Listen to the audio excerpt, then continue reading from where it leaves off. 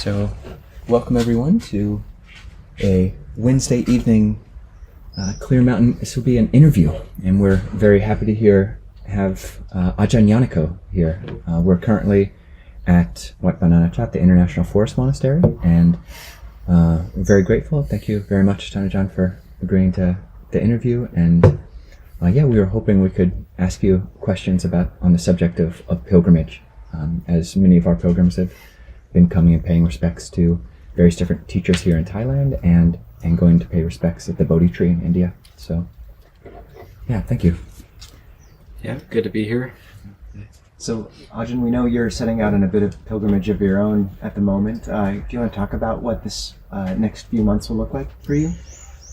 Yeah, next few months. So, of course, I'm at Wat Bananachat right now, and having done 5 vasas as an abbot, as a new abbot, and also having reached 20 vasas as a bhikkhu. It's kind of I guess you could say it's kind of a turning point for myself. So I kind of think of it as like the Iddhipadas, like Chittavirya, Chandavirya, Chittavimamsa. This is the Vimamsa period for me. So like reviewing what worked, what didn't work, how could I do things better, how can I adjust things, and also just taking some time for myself, looking after my own practice. So I'm in Thailand now.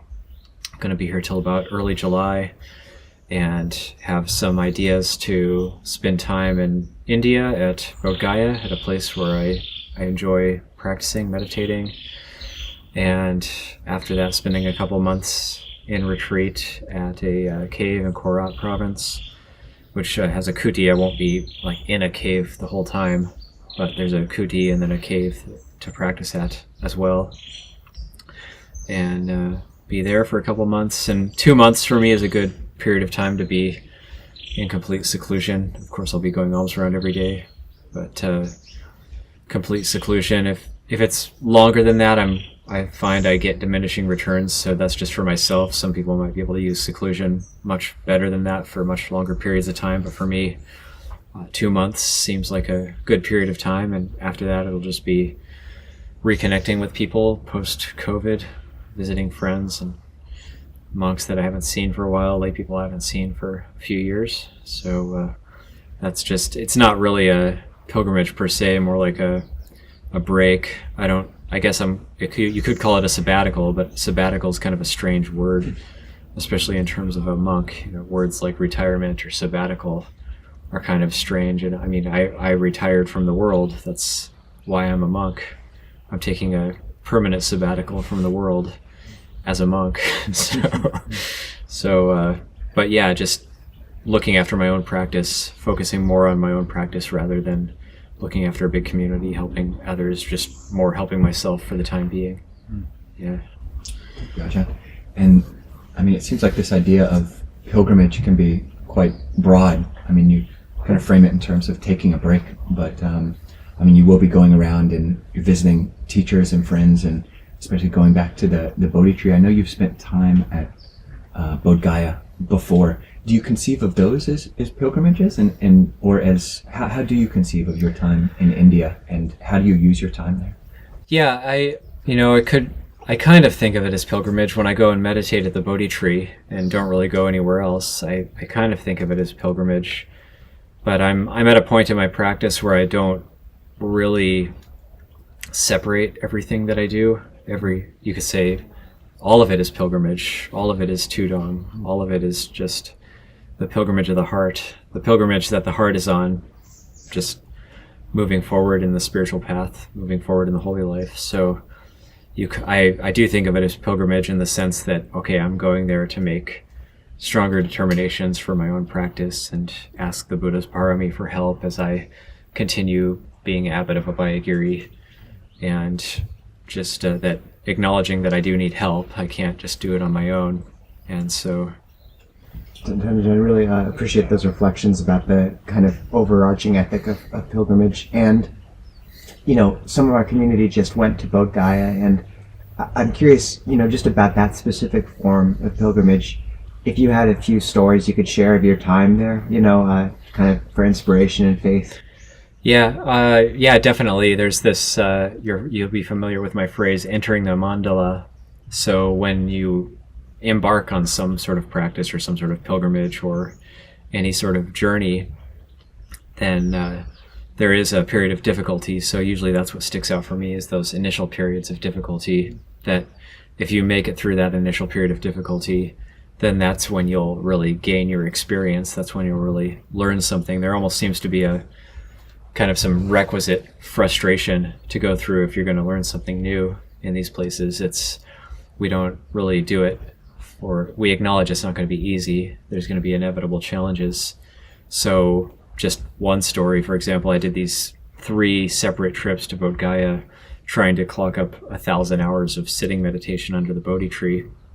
And in the 3rd trip, I actually went from Abhayagiri straight through Bangkok to Bodh Gaya, straight back to the same sit spot. And I remember that time I was very jet lagged, but there was no real time to rest, wanting to clock up those hours, and so having to sit while being very tired. It's a 12.5-hour difference from San Francisco to India, and so it's like being exactly the opposite. But it's quite good just to go back to the sit spot, but then that's entering into that modality of practice, I guess, and then there's these difficulties that always seem to happen in the first few days. And this seems to happen with retreats too. People always have difficulties on the 2nd day and sometimes the 3rd day. It just seems to happen every time.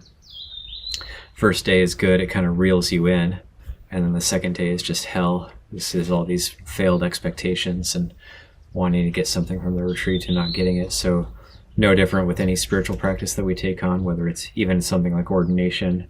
We're going to inevitably have those failed expectations where we don't get whatever we thought we were going to get from ordaining.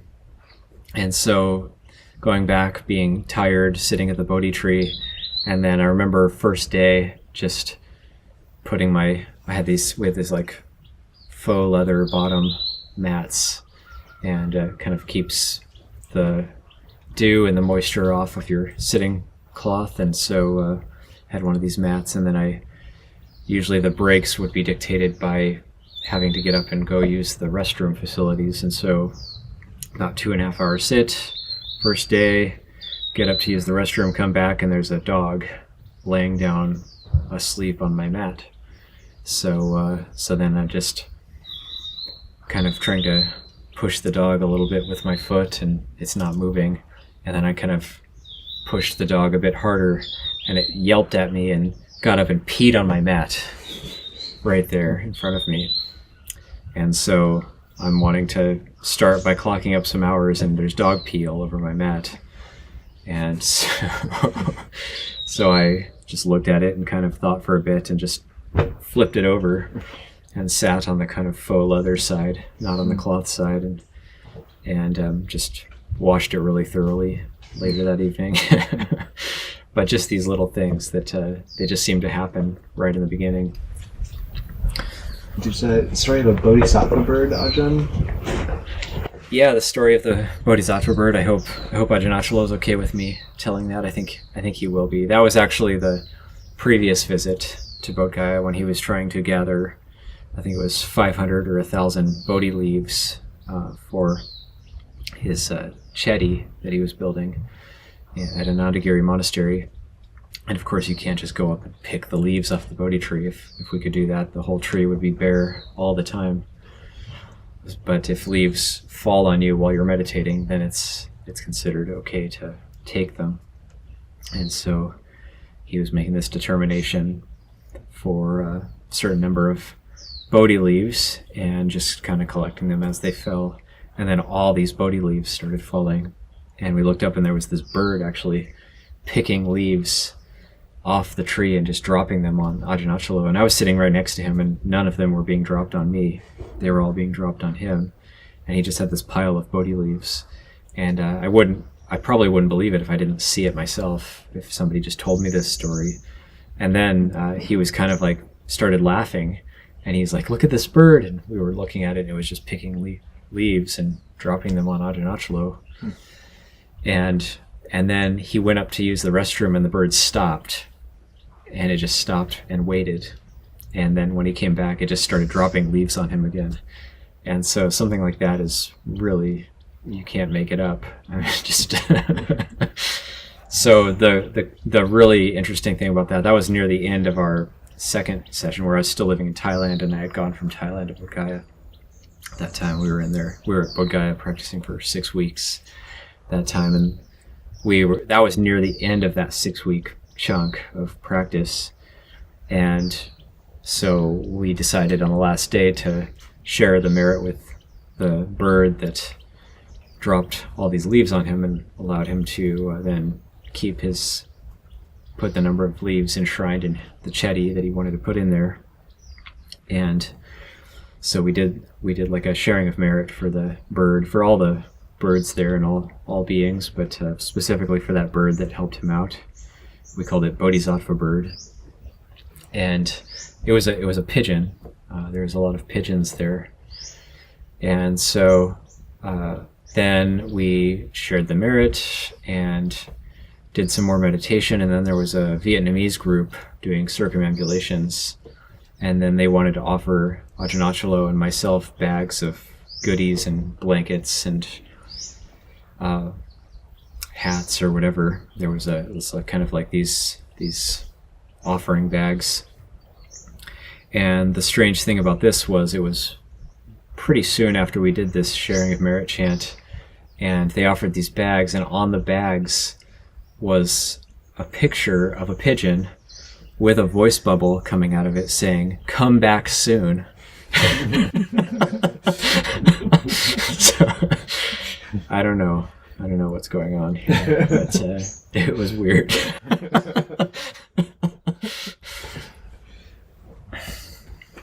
Yeah, like on this point of like being on pilgrimage or being on Tudong, or the kind of walking just without a clear idea of where your next meal is going to come from, or maybe even being on sabbatical, like all of these things kind of specifically like stretch one's faith, and kind of like both like you see things which seem unbelievable, and in certain ways like it can almost either test or stretch your faith depending on how you relate to it. Do you have any more stories or reflections on that? Well said to say stretching the faith, because what comes up in my mind is the whole thing about going Tudong. Say I could talk about Tudong in America for not super long Tudongs. The first one was just over a month, and the second one was 2 weeks, third one was 10 days, fourth one was 3 weeks. So not super long, but still you get things happening when you put yourself out there and don't know where you're going to eat or sleep each night, and don't really plan except the direction you're going to walk. Would you define Tudong for our people who don't know what it is? Tudong comes from the word dutanga, which means allowable ascetic practices that are special practices allowed by the Buddha that help to heighten our practice. Things like eating only once per day, like not having breakfast, or just eating out of the bowl, or only taking whatever dwelling you're assigned to you, which we mostly follow at Abhayagiri, and not picking and choosing your dwelling places. Things like sitting up at night, what we call the Nisajika practice, and those are Dutanga practices. But Tudong has come to mean in Thai monastic wandering and living in the forest, finding secluded places to practice, and also wandering and living completely on faith. So the practice of Tudong is just that. It's a cultivation of the faith faculty, and it's cultivation of the faith faculty as a faculty. It's not necessarily having faith in something, but it's faith as a faculty in and of itself. And the word is saddha in Pali, and faith perhaps isn't a good word to use. It's maybe our best word we can find. It also means like confidence or conviction, but we could say it's conviction in the efficacy of what we're doing, conviction in the monk's life, conviction in our spiritual practice. That's more what saddha is referring to, and it also has hints of courage in there as well, because it takes courage to really put yourself out there and be prepared for anything. Be prepared to not eat, to not find a good place to stay, to just have to sleep somewhere that's not comfortable, or maybe not even be able to sleep. Maybe you just have to keep walking. So, but when you really, it also has Saddha also has a hint, like connotations of openness. So if we think of these keywords, courage, openness, confidence, conviction, all those things are contained in the Pali word saddha, the Buddhist version of faith. And so cultivating faith as a faculty. And so when we wander like this, we of course we can't store up food overnight. We're reliant on the alms round every day. And so that means we have to find a village or a town to take out our bowl and find food in, and then hope that somebody offers us food. But that's where the faith faculty comes in. And that we have this attitude, we cultivate this attitude that if I get something, that's fine. If I get nothing, that's good too. Being thus with regard to both, getting on with the practice. If I get something, great, my body can have energy. If I get nothing, that's good too. The mind and the body are light, and I can still keep going. I can work with that. So trying to make the best of any situation that we're in. Of course, what happens when the openness part is really, really important for this, because if we're not open, and if we try to go Tudong with like a set agenda, like we're going to walk a certain number of miles each day, for example, it's going to be hell. And even the little times when my openness disappeared and I decided I wanted to do this or I wanted to do that, it already ruined it for that period of time. And then I had to kind of get the momentum of openness and confidence going again. So with Tudong, you really want to be guided by the generosity of others and just guided by the Dhamma, essentially. Oh, do you have a few specific stories to give us of, following that generosity, being touched by it, and maybe of clogging the pipes, and breaking that at times? Absolutely. I have from the first Tudong that I did in America was with Tanti Tapo, who's not a monk anymore now, but that was in 2013, and it's a story I've told a number of times just because it was so powerful for both of us. It was day 5 of this particular Tudong, and I think it's when it kind of shifted into being less of a pilgrimage and more like a vision quest type thing that we were doing. And it was we were walking north out of Abhayagiri, so we were walking up Highway 101 each day, and we got to this area that I like to walk through called Avenue of the Giants, where there's these giant redwoods, and there's a little town called Phillipsville there, and it's got a population of, I don't know, 150 or 200 or something. And so it was time for alms round, and we thought, well, this is where we're going to have to get food. If we get food, it's going to have to be from this little town. So there was a small market. Didn't look like there was much happening there. There was like one car parked out front, and we were pretty sure we weren't going to get anything. But we decided just to do our duty and take our alms bowls out and sling them over our right shoulder as we do under our robes, and get ready to just walk back and forth through this tiny little town and just see what happened, and fully expecting to not get anything because we couldn't see any possibility of getting anything, but just doing our duty to go alms round. And then right as we put our bowls on, a man sitting at a picnic table that we hadn't seen, he looked like he might have been homeless. He said, "Hey, I've got something for you over here." We didn't say anything to him. We didn't explain anything to him. He said, "Hey, big guy, looked like a biker," and said, "Hey, I've got something for you." So we go over, and he takes a lid off a 5-gallon bucket, takes out an unopened bushel of fresh apples, puts them in one of our bowls, and an unopened big bag of carrots, and puts it in the other bowl, and then a big unopened jar of peanut butter, and offers it, and then asks us what we're doing. And it was very moving. And he said he explained he used to be part of a biker gang, and that he hated everybody, he hated the world, and then he had some sort of change of heart, and now his practice was to love everybody and to love the world. And he was reading a Bible also he was sitting at the picnic. We noticed he was sitting at the picnic table reading a Bible, and he gave us everything. The bucket was empty after he gave all that stuff to us, and it was all fresh, like nothing had been opened yet. And it was so moving that we almost couldn't eat it, actually. So we walked down, we were looking for a place to eat, and sat down at a picnic table a little further on in like a forest grove, completely secluded, nobody around, and just sat there for like an hour and a half putting peanut butter on, like cutting the apples up slowly and putting globs of peanut butter on the apples. And it was like really, really good meal. Totally unexpected. You never could have guessed. So then you would think, oh, well, it's a one-off. That's totally magical and amazing. It's totally a one-off, not going to happen again. So the next day I forget where we stayed that night. We stayed somewhere in a forest grove that night, and then got to the next town the next day in time for alms round. It's called Miranda, is the next town north in the Avenue of the Giants. And so same thing, it was a very small town. There's a little bit more there. There's a couple restaurants and a little market, but not much activity happening. So we thought, okay, it's kind of the same thing.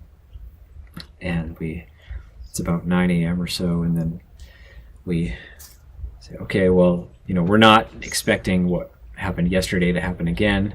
Totally a one-off. And we put our bowls on. Right away, this guy is like standing in front of us, and he says, I just gave money to that restaurant down there, and just go in and have whatever you want. And then he also gave offerings and gave us some crackers and protein bars, I think it was. He said, I've given money to this restaurant. Go in and have whatever you want. So we're okay. And we walked to this restaurant, maybe, 300 feet away or something. And so we go into this restaurant, and so can we help you? And yeah, this guy said he gave you money for us to have him. Oh yeah. Sit down. Yeah. We just ordered food and had a big meal. So it's just even more like, okay. So I attribute these experiences to that kind of openness and the saddha faculty as a faculty, not like, it's not even faith that you will be supported, but it's just faith as a faculty. It's just openness as a faculty, being totally prepared for anything and having no expectations at all. And then that, in a way, seems to magnetize those types of experiences to you. So, yeah, just hoping we can hear more stories about Tudong and pilgrimage, and wanting to kind of maybe include lay people into this conversation. I think a lot of people who watch these clips are not in robes. And I'm curious, I remember a story from before you ordained. You were very inspired as a layperson, hadn't ordained yet, and think, I'll just go out to a forest, go camping, and it sounded like that really didn't work. And I'm curious if you could tell us that story, and perhaps tell us what qualities of mind you've kind of cultivated since then that have kind of made this camping, pilgrimage, Tudong experience more doable that you maybe didn't have at that point. Yeah, when I went to Hawaii at the age of 19, when I dropped out of college and went to Hawaii and just started walking down the highway with a duffel bag, seeking a surfboard and a guitar, then that you could say that was a Tudong of sorts. Although I usually tell people that a real Tudong, you have to have a license, and your license is your bowl and your robes. And so that is the Tudong license. As a layperson, it's going to be a different experience. Although now, as time goes on, I have heard a lot of stories similar to the stories I've told here and experienced by lay people being brought in by great generosity. And it is actually possible if you have the right attitude. So it does seem to be more dependent on your attitude rather than whether you have robes and bowl or not. But even that this dovetails well with that entering the mandala idea. So even going to Hawaii and having these difficult experiences of being attacked by chihuahuas on a beach on eastern shore of Kauai when I was trying to camp out, not knowing anybody and just figuring out where to go and walking north. And even that is like, well, that was day one, so it's like a difficulty, like a test. Like, do you really want to do this? Are you really willing to go into the unknown in this way and be attacked by chihuahuas? How bad do you want that surfboard and guitar? And I know on the Tudong I did with Ajahn Kasapo in 2016, the 10-day, first day I was throwing up and just got super sick. I had food poisoning or something. I don't even know how I got it. And he was totally fine. And we stayed just at a house just north of Obayagiri in a very small town called Hearst, and just stayed with some people who had given us an offer to stay at their place when we began these Tudongs, and ended up staying 2 nights because I was so sick. And then I thought, am I just going to have to go back to Obayagiri? But then I got better, and we kept walking. And when we kept walking, so if you want more stories, so when we kept walking, we were walking on Highway 101. We walked partly on the train tracks, paralleling 101, but there's tons of ticks, and they're super overgrown, so we ended up walking on the highway more, actually. And so walking on the highway, and I'd been sick the last couple of days, and I was still like weak, actually, from this. And so I remember we were walking up this hill, and I was telling Ajahn Kasapo, I was actually hanging back a bit. I think I was even walking behind Ajahn Kasapo, and saying, oh, well, it's going to be like midday. We're not going to be able to eat today. And we had been offered some breakfast at our other place, but it wasn't that much, and we were hoping for a meal, but there was no town or anything, so we're thinking, okay, well, looks like we're going to have to go hungry today. Maybe that small breakfast we had is going to have to be good enough. And we were just walking on the highway. We were miles away from the next town, and there's no way we were going to get there before midday. So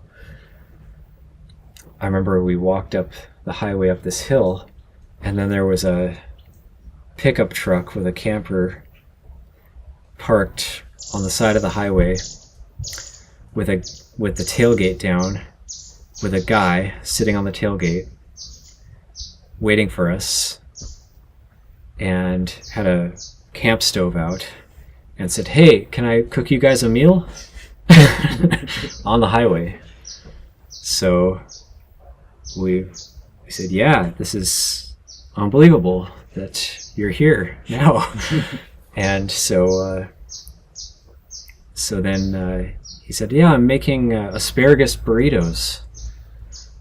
Okay, awesome, great. And so we took a bit for us to put our packs down and gather in what was actually happening. And there was kind of a turnout, so we had some space. We put our sitting cloths on the dirt and got our bowls out, and he made us asparagus burritos and offered us other types of food into our bowls, and we had a pretty good meal, and totally like not just not expecting it, but expecting to not eat, like fully expecting to not. There's no way we're going to get food today. And sitting there and having a meal, and then I remember asking him after the meal, because he just sat and had his meal as well with us, and said, what made you stop and want to offer food to us? And he said, oh yeah, it's my understanding that it's rare to give to a samana. And then he left. So it was a good opportunity. Samana being like a wandering religious, like a religious seeker. It's rare opportunity to give to a religious seeker. So okay, yeah. He didn't say, oh yeah, I've been on the Obayagiri website and I know all about you and I know what the monks do and you do these things. And he said, oh, it's just rare to give to a religious seeker. Seemingly had no real connection to Obayagiri or even Buddhism. I'm curious, like part of like what all of these stories have in common, and going on Tudong, walking on faith, is like a measure of like you're intentionally making yourself dependent I mean, on a greater good, and you don't know how that's going to manifest, but you leave with very minimal requisites. Basically anything, you're basically living in what you can carry on your back or in your bag. But there's certainly like this ideal in America, especially, of like this rugged independence, and there's a very strong ethos from some people, like, what are you doing, you know, like all these stories, like I find them very inspiring, you know, stories both of the monk, you know, doing something that's hard to do. It's not easy to live like that, and the lay people inspiring because, you know, getting to spontaneously offer generosity. But some people see it as like, you're a parasite. How do you think this is a good thing?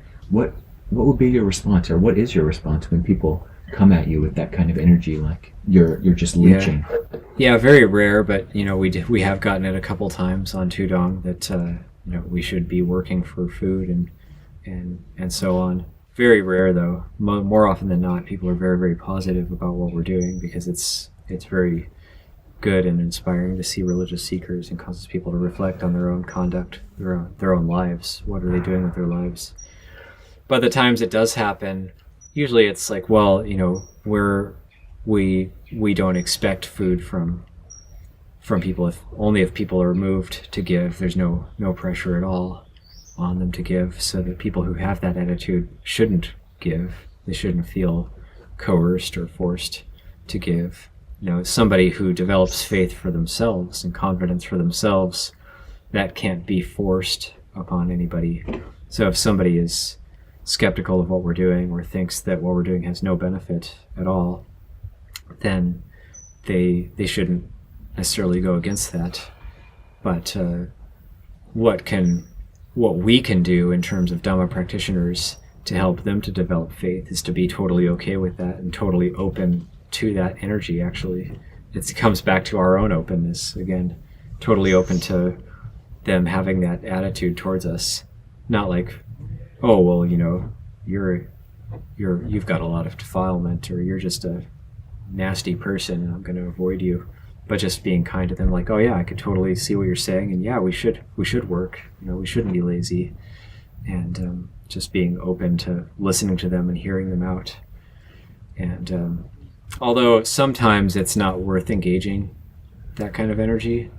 I know on 2019 on Tudong with Ajahn Sek and Tantisaro, we got to this town called Trinidad, where we always get really good alms food at Murphy's Market at Trinidad. And usually we'll stand there, and right away people will come out and offer food to us. And when we were walking up to the market, this guy drove up to us, and he started being quite critical of us and giving us kind of a talk about how he's got a problem with one arm, so he's only got one arm that he can use, and he still gardens and works really hard and toils away, and when he sees people like us, it makes him feel really annoyed and negative. And I was kind of like engaging him, saying like, yeah, I understand, you know, where you're coming from. Ajahn Sek just walked away.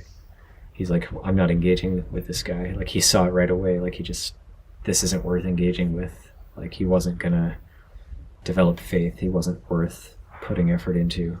So sometimes you do just have to walk away.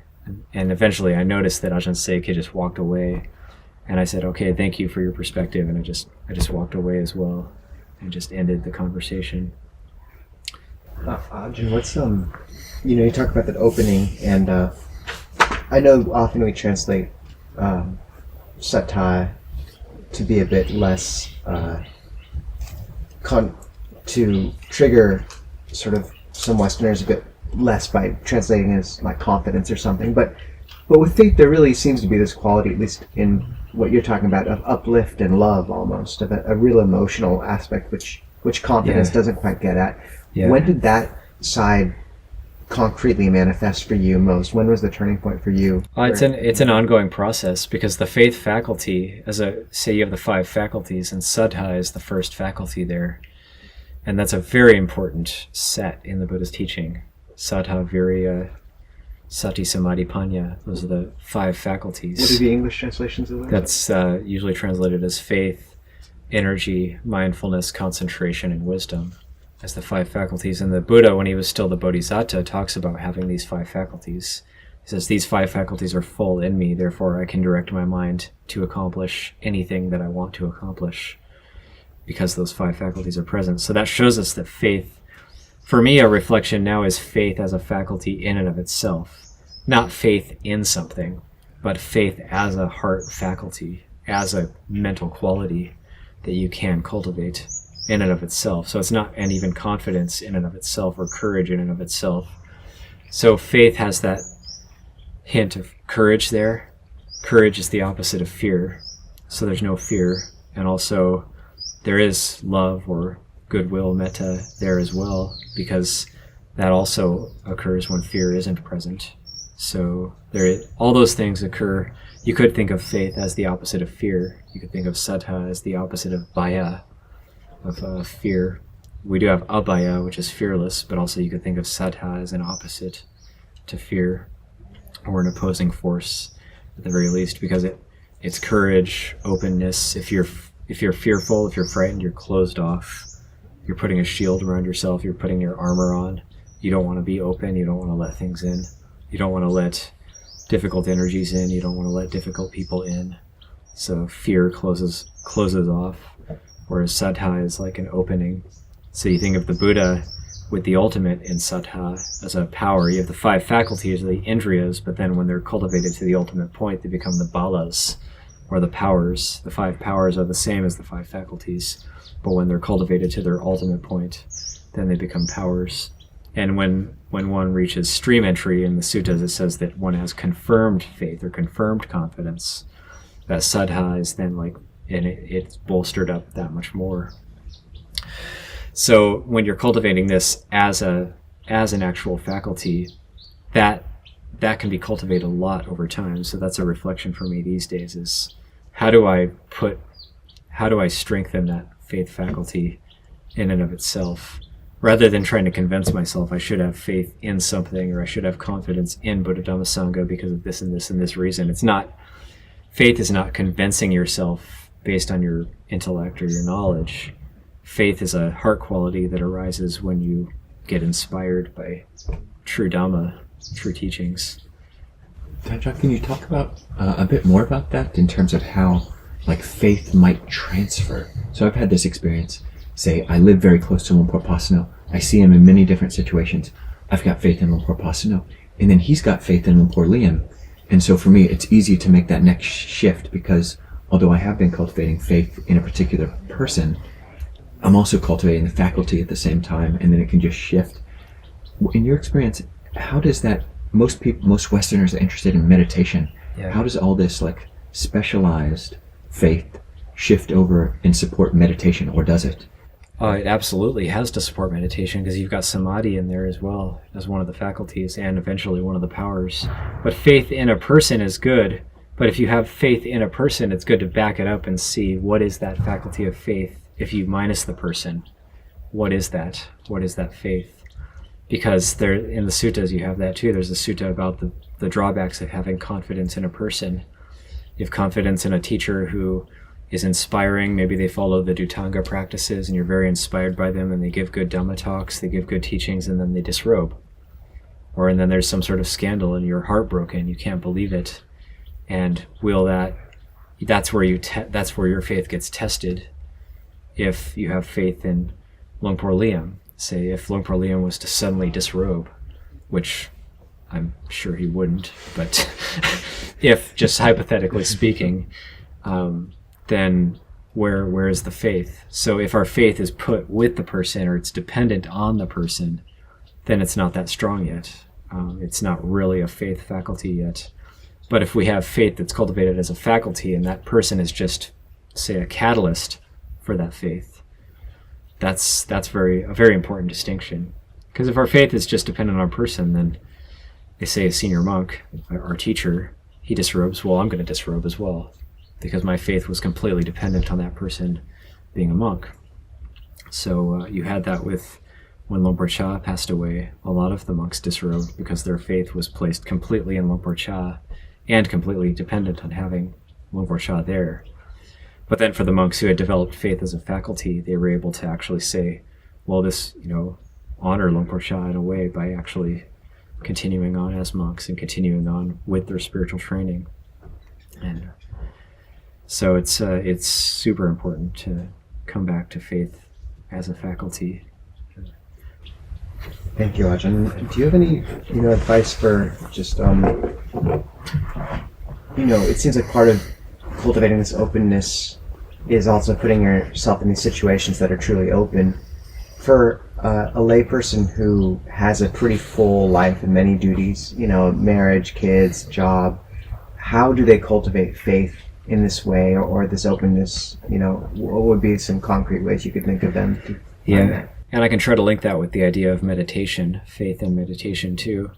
Well, for a layperson who has got the whole list of everything, yoga, mom, soccer, kids, 3 kids, 3 jobs, whatever, and going to college, or, the sort of high-powered American lifestyle. If you've got that, then that has to be your practice. Of course, if you're going to try to you can only do so much in 24 hours. If you try to add a meditation practice to all that, you're going to have to cancel something else out. You're going to have to quit one of your 3 jobs or take less classes or have less kids. That's maybe not an option. But whatever you're doing, whatever you've chosen to take on, that has to be your practice. Of course, if you have all those things going on, yes, you're not going to be able to dive deep into the practice in the way that some practitioners who try to shed all of the external things. Even the monks have duties and stuff, but the precepts help us to shed a lot of distractions and actually focus more on the practice. But faith is coming back to Ajahn Kogilo, faith is a faculty for meditation, or as a precursor to meditation, or a foundation for meditation. Super important as well, because it's like the old phrase, how we do anything is how we do everything. So if we go through our lives with that openness to whatever's arising in the present, then inevitably we're going to relate to our meditation in the same way. And so when we're meditating, we're going to be open to whatever's arising in the mind. And so when we usually when we hear the word concentration, or we think about samadhi, we might be very, very sincere in wanting to try as hard as we can to get into samadhi. The problem with that is it's going from a preconceived idea of what samadhi is. Nobody can really describe to us what it is. It's ehipassiko, it's the come and see Dhamma. We have to know, it's the pachatang. We have to know for ourselves. It could be described to us that it's got piti, sukha, it's got vitaka, vichara, piti, sukha, ekagata. You can have that described to you. But the problem with the descriptions is that the trap so many of us fall into is that we then just try to intellectually or cognitively create that experience based on the suttas, rather than that's where the saddha comes in, that openness to what we're experiencing. So yes, we can consciously cultivate those qualities of piti, sukha, and so on, but then something like ekagata is translated as one-pointedness, so we might misunderstand and think we need a laser focus right at the certain point on the nose, and it has to be extremely tight, blotting out everything else. But then other translations of ekagata, like singleness of purpose, and then that matches the description of vitaka, vichara still being present in the first jhana. And so if you were just in the first jhana with just a blotting out everything else, just a tiny point of light or whatever, then vitaka and vichara wouldn't be present, and it would be something else. So, and piti and sukha, we hear descriptions of those, but we really have to let go of our preconceived idea about what that might be. We might think, oh, I don't have piti sukha because I'm not like exploding with bliss, and it's not like this kind of crazy, almost orgasmic meditation that I'm having. It's of course that's what we want. We want plateau experiences. We want peak experiences. We're meditating with that. It's inevitable we're going to be meditating with that attitude right off the bat. But then what it is about is it's addressing addiction at its very root, addressing the desire for peak experiences at its very root, is addressing the seeking for peak experiences at its very root.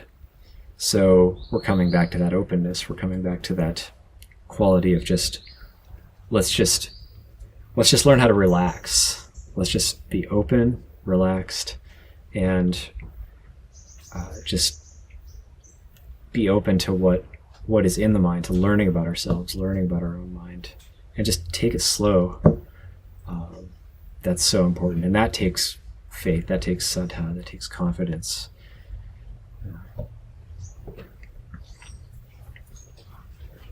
Anything else? We've got about 15 minutes at this point. So yeah, Tanna John, thank you. Is that so good much. enough? Yeah, Okay. it's great. Thank you so much, man. Can we pay respect to you? Yeah, it's nice that we're doing that and doing this interview in this location. Yeah.